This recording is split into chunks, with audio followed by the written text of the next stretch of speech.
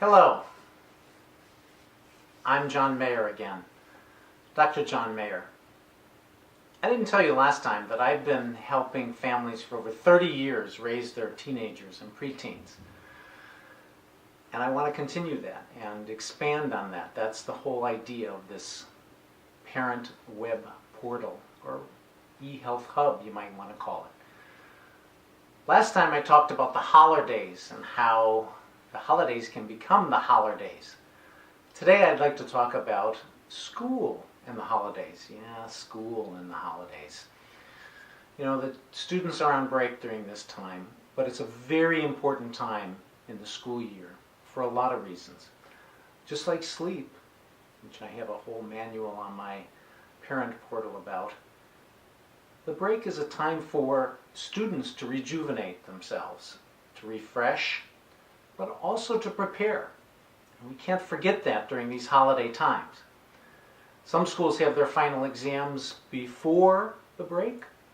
Others have them after the break. So as you may well know with your student, they may have a lot of studying to do on this holiday break. You know, I have many resources for schools, and I've been consulting for schools for 30 years as well. And there's many resources I have on the parent portal that I'm going to talk to you about in the next couple of days. I have a book on school success called Getting Great Grades. I have a podcast and a webinar. I'll tell you about these later in another email in length.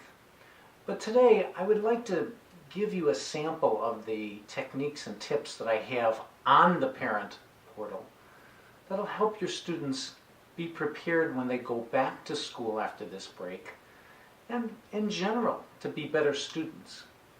These are proven techniques to help students, and I come from not an educator's point of view, but from a psychologist's point of view and a consultant to schools. So the tip I want to give you today is, parents, change your attitude towards school around the house. Watch how we talk around the house about school. You know, notice that I made kind of a squinchy face when I talked about school at the beginning. I did that purposely so I could tell you right here, that's the kind of talk we give our kids all the time, and it's wrong. It sets up an attitude like there's something negative about school, rather than always being cheery and positive about school. Speaking of which, when they return to school, you know, it's important to kind of keep this on their mind throughout the entire break.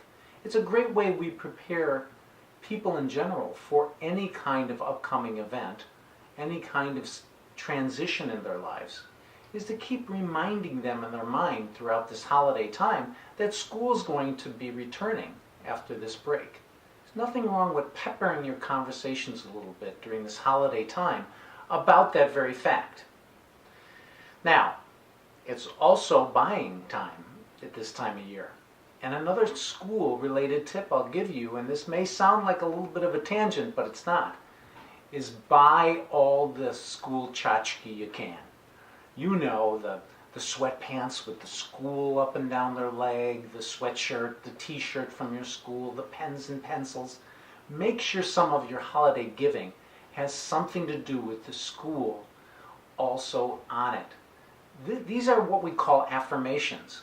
And they've been proven methods for decades to help people become motivated, to become attached to what they're doing. In fact, big business has been doing it, for hundreds of years probably. You know, the little logo on your polo shirt, your cap that you may wear, pens that they give out. Big business wouldn't do that for a reason. They do it because it works. Do the same thing with your holiday giving. Make sure at least some of your presents have the school logo or the school name on it. It also brings the school into your home in a very alive way. And that's a great way to set up a positive atmosphere in your home about school. Now, there's a lot of other things you can do to motivate and affirm your child during this time, but those are some global tips. And one of my favorite examples is math. Everybody approaches math with, it's math, I have math homework. You got some of that again. Watch how you're talking to your children, your students, your teenagers, your preteens about math, and other subjects. Listen to yourself. Are you setting up a negative atmosphere? I'm telling you, that negative atmosphere is very powerful. And the way we talk conveys messages that get into the brain in a very powerful way. And parents are the most important conveyors of these messages. So, buy things with the school on, be motivated about your child going to school, and buy books. It's wonderful to buy them books. And there's a lot of research out there that shows reading a book, a tangible book, pages, binding, etc., rather than on a screen, very much develops brain power better than anything you can do.